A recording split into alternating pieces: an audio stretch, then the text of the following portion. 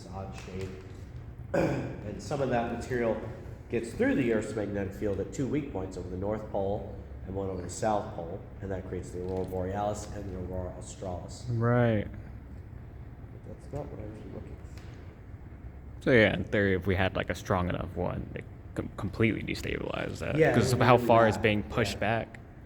There was a very bad one in 2003. This is footage of it.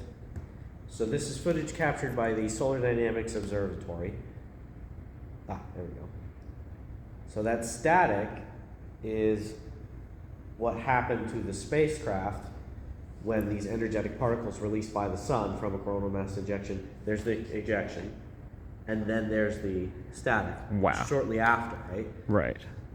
That's the good news. When these coronal mass ejections happen, we see them at the Earth in the amount of time it takes light to travel from the sun to the Earth, which is just 8 minutes, very fast, speed of light. Those are particles, and those aren't light. They travel much slower than light.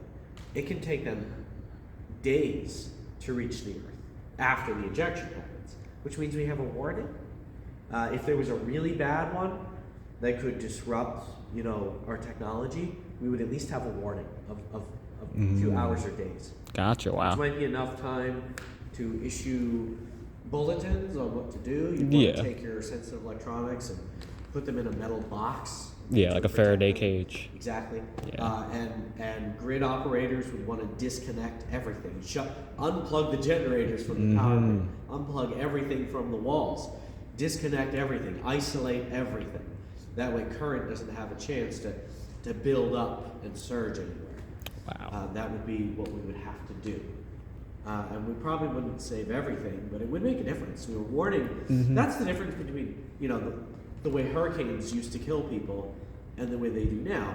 Hurricanes don't kill as many people as they used to, mostly because we have warning time now. You can tell people, a hurricane's going to make landfall where you live in 3 days. And so you can do something about it. You can get out, or if you choose to stay, you can make some preparations, and that saves people's lives. And first responders can pre-position resources to help people. All that makes a big difference. Oh yeah, definitely. Yeah, God Compare forbid that to- anybody's flying at that point. Yeah. Yeah.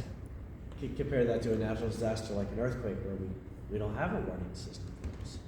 They happen, and they are always a surprise.